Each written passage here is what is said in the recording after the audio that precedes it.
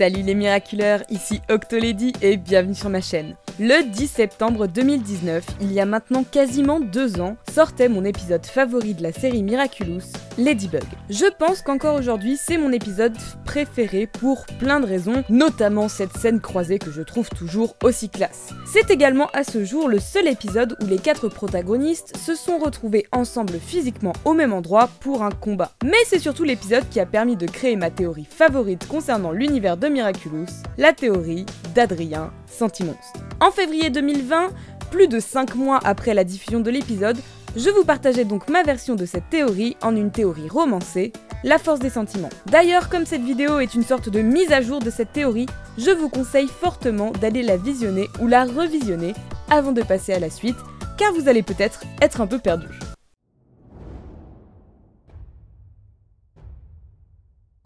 Cette théorie ne fait clairement pas l'unanimité parmi la fanbase pour plusieurs raisons. Première, beaucoup de personnes trouvent que la théorie n'a pas vraiment de raison d'exister tant les preuves pouvant aller dans ce sens sont moindres. Bien sûr, nous tenterons de démontrer l'inverse dans la suite de la vidéo. Deuxième raison, pour moi la plus stupide, est l'argument « Oui, mais c'est une série pour enfants ». Les gens qui disent ça en général n'ont pas dû connaître de séries pour enfants ayant donc de bons scénarios et de bonnes intrigues, parce que je vous jure que des dessins animés pour enfants avec des scénarios vachement plus sombres que la possibilité qu'un personnage principal puisse être un sentimonstre, il y en a une flopée. Troisième raison, c'est que les gens ne veulent pas qu'Adrien soit un sentimonstre. Les fans de manière générale trouveraient ça triste ou dommage. De mon côté, je trouverais ça super intelligent et ultra impactant. Miraculous n'a pas pour but d'être réaliste, sans blague ce sont des gamins de 14 piges qui se transforment grâce à des animaux magiques, alors faire d'un des protagonistes une entité surnaturelle et ne le révéler que plus tard, enfin, je veux dire, ce serait juste l'un des plus grands mindfucks de l'histoire du dessin animé. Ouais bon, ok, j'exagère un peu, mais c'est pour vous dire à quel point ce serait cool. Quatrième raison, il y a évidemment des arguments qui vont à l'encontre de cette théorie, des éléments concrets comme pas du tout. L'argument le plus avancé pour démonter cette théorie notamment existe depuis le spécial New York et réside en la vision que possède Uncanny Valley. Comme on a pu le voir dans le spécial, sa vision diverge entre les êtres humains et les akumatisés. Plague évoque également le fait qu'elle ne peut pas le voir car il est un Kwami et qu'Uncanny n'est pas humaine. La plupart de la fanbase s'est donc auto-persuadée que les sentimonstres auraient également une entité propre dans la vision d'Uncanny, comme les akumatisés ou les humains, ce qui sur le principe n'était pas dénué de sens, mais encore une fois nous y reviendrons plus tard. Vous l'aurez donc compris, cette théorie peine à trouver son public. Trop farfelu, illogique, trop sombre, trop triste, ou vraiment pas quelque chose que les fans veulent voir, Adrien Sentimonstre n'est vraiment pas quelque chose auquel la fanbase a envie de croire. Et pourtant, depuis l'épisode Ladybug, mon entourage comme les fans du Discord peuvent vous le dire, je n'ai cessé de m'auto-persuader que cela ne pouvait pourtant en être autrement. C'est la théorie qui me tient le plus à cœur sur l'univers de Miraculous, et c'est pour cela qu'aujourd'hui je vais essayer de vous apporter le maximum d'arguments la concernant. Accrochez vos ceintures car peut-être qu'après cette vidéo, je l'espère, votre vision du personnage d'Adrien ne sera plus la même.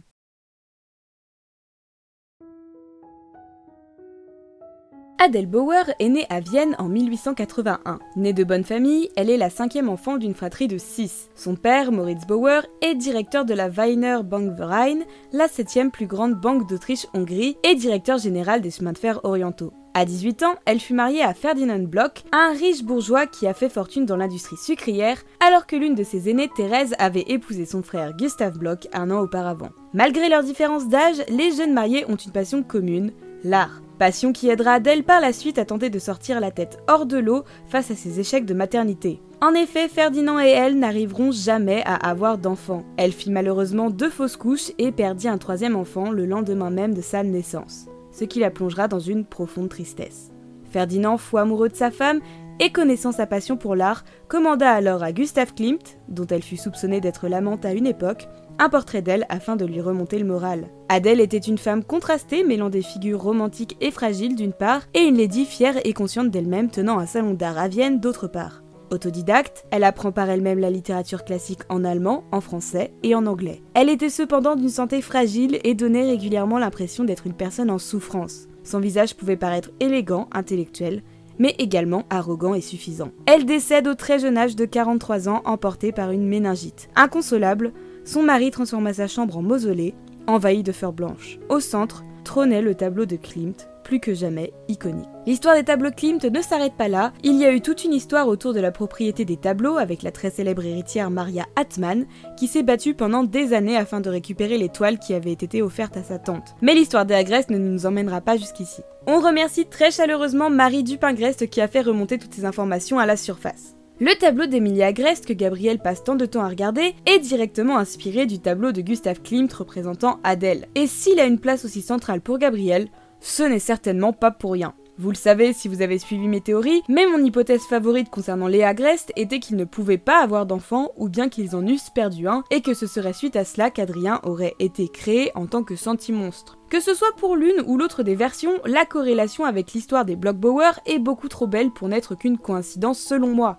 Avec le passé et l'histoire de ce tableau, il serait fort triste de constater qu'il n'y ait aucune corrélation entre les deux histoires. En effet, on pourrait penser que comme pour Adèle Bauer, Émilie et Gabriel ont vraiment tenté d'avoir un enfant sans jamais réussir. Voyant la tristesse et la détresse dans laquelle cela aurait plongé Émilie, Gabriel aurait alors tout entrepris pour trouver un moyen de faire rayonner sa femme, tout entrepris pour qu'il puisse enfin lui donner ce qu'elle voulait, à savoir un enfant.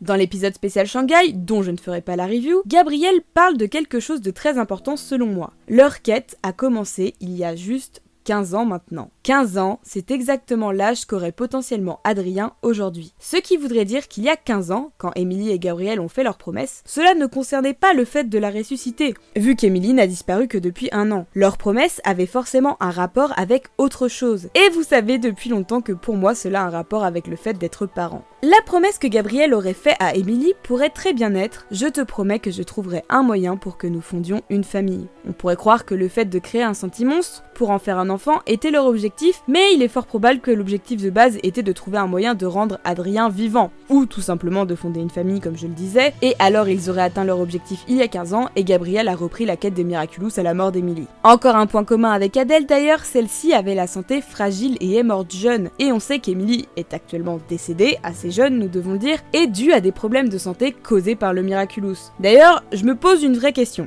On sait qu'Émilie a succombé à cause d'une surutilisation du Miraculous du Pan. Aujourd'hui, quelles autres raisons voyez-vous que la création d'un sentimonstre qui aurait pu la mener à la mort ? C'est une vraie question que je me pose, c'est pas ironique ou condescendant, loin de là. Mais aujourd'hui, avons-nous une explication plus plausible qui aurait poussé Émilie à perdre la vie, autre que celle de se créer un fils car elle ne pouvait pas en avoir? Parce qu'honnêtement, j'en vois pas. Pourquoi aurait-elle surutilisé le Miraculous du Pan autrement? Pour quelles autres raisons? La dernière corrélation est pour moi l'une des plus tristes, mais également l'une des plus frappantes. À la mort de sa femme, Ferdinand transforma sa chambre en mausolée. Il y déposa au centre le tableau de sa femme, autour duquel il emplit la pièce de fleurs blanches. N'est-ce pas ce qu'a fait Gabriel? Certes, ce n'est pas dans la chambre de sa femme qu'il a établi un mausolée, mais bien dans sa dernière demeure. Et si ce n'est le tableau qui en est l'élément central, c'est bien parce que c'est Émilie elle-même, reposant dans son cercueil, entourée de roses blanches.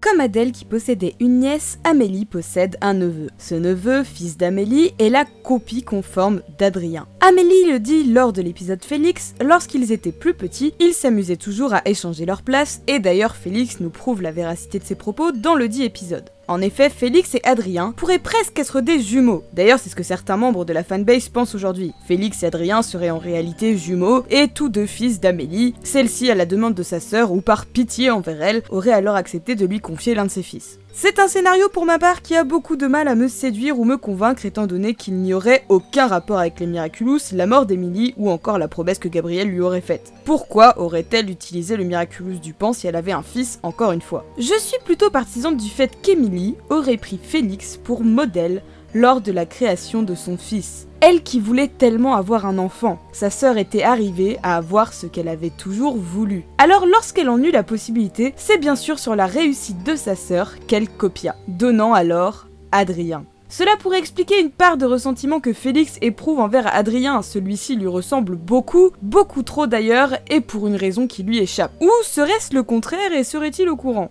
Vous vous demandez sûrement depuis tout à l'heure, oui mais Octo, si Adrien est un sentimonstre, où se trouve son Amok? Patience petit miraculeur, j'y arrive. Vous rappelez-vous de ces bijoux? les anneaux jumeaux de Graham de Vanilly, les anneaux appartenant à la famille d'Amélie et d'Emily. Au début, tout le monde pensait que cela pourrait bien être une sorte de Miraculous des Gémeaux, moi y comprise, mais cette théorie avait été vite balayée par l'équipe d'écriture, nous précisant cependant qu'il y avait un rapport. Et ce rapport, c'est bien entendu cette théorie. Rappelez-vous, l'une des particularités de ces anneaux, c'est qu'ils peuvent s'assembler. Imaginez alors que Gabriel et Emily aient placé l'amok d'Adrien dans leurs anneaux encore assemblés, avant d'en prendre chacun un. Personne n'a jamais dit que l'on ne pouvait pas diviser un amok en deux. Imaginez, cela est peut-être même la raison du pourquoi le Miraculous du Pan est endommagé au final. Les anneaux semblent avoir une symbolique très importante dans la série, et j'ai toujours trouvé cela étrange que Gabriel se sente directement obligé de porter l'alliance d'Emily lorsqu'il se rend compte que Félix lui a volé la sienne, pourrait tout simplement la laisser à sa femme. Mais non, Gabriel porte toujours son alliance. D'ailleurs, je trouve très évocateur l'image de la fin de l'épisode Félix. Gabriel d'un côté avec son anneau, les deux anneaux dans le coin supérieur gauche, Félix en opposition à droite avec l'anneau qu'il a volé, et au centre de l'image, la statue d'Emily avec Adrien devant. Je trouve cette composition plus qu'évocatrice de la situation. Félix possède maintenant une moitié d'amok, et cela rend Gabriel non seulement fou de rage, mais en plus de cela, ça l'oblige à prendre l'alliance de sa défunte femme afin de garder l'amok près de lui.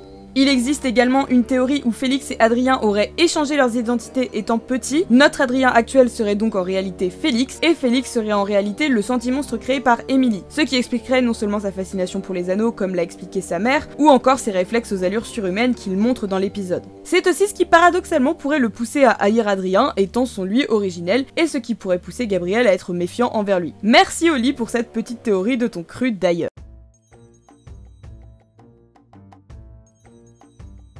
Je vous bassine avec cette théorie depuis des mois sur Discord maintenant. Et il est vrai qu'à part de l'instinct, quelques preuves et pas mal de spéculations, jusqu'à maintenant prouver qu'Adrien pouvait être un sentimonstre paraissait impossible. On va d'abord reprendre les éléments qui ont pu tendre à me faire penser ça. D'abord, la création de Ladybug par Mayura. En effet, grâce à cela, on a pu apprendre que l'on pouvait créer des sentimonstres à l'effigie d'êtres humains ayant une conscience propre, rendant donc possible le fait qu'un personnage puisse être un sentimonstre sans que l'on s'en rende compte. D'autant que dans Festin, nous avons appris qu'un sentimonstre pouvait continuer d'exister sans son créateur ou porteur pendant des années. Ensuite, l'histoire d'Adrien de manière générale, le fait qu'il ait été tenu à l'écart des autres durant toute sa jeunesse et le fait que son père veuille tout contrôler de sa vie, ce qui peut émaner d'une certaine peur de la part de Gabriel, n'étant pas sûr de ce qu'un sentimonstre peut supporter ou pas, ou par peur que les gens ne perçoivent que quelque chose ne va pas. Cela pourrait également aussi expliquer pourquoi Adrien a tant de mal que ça à comprendre les sentiments des gens ou la nature humaine de manière générale, et pourquoi il survit au cataclysme reproduit par Miraculeur. Évidemment, les conditions de la mort d'Emily, qui a succombé au dysfonctionnement du Miraculous du Pan après avoir trop utilisé à outrance. Ce qui me fait bien sûr penser qu'Emily a probablement créé un sentimonstre sur un très long laps de temps, sans oublier tout ce dont je vous ai parlé précédemment dans la vidéo bien entendu. Mais cela ne reste qu'un amoncellement de pièces à conviction, maintenues ensemble par des théories et des spéculations. Cependant, depuis quelques mois, les langues commencent à se délier autour des sentimonstres, et cela apporte de l'eau à mon moulin. 24 avril de cette année, Anita, plus connue sous le nom de Lady of a Cat, ambassadrice ZAG, publie ceci sur Twitter. Vous m'entendez? Un sentimonstre est une chose vivante, née d'une émotion humaine, brute, mixée à la magie pure d'une créature, qui est la représentation d'un concept abstrait. Et, ensuite, ils développent leur propre volonté et font des choix, et vous vous demandez encore ce qui les rend différents des humains?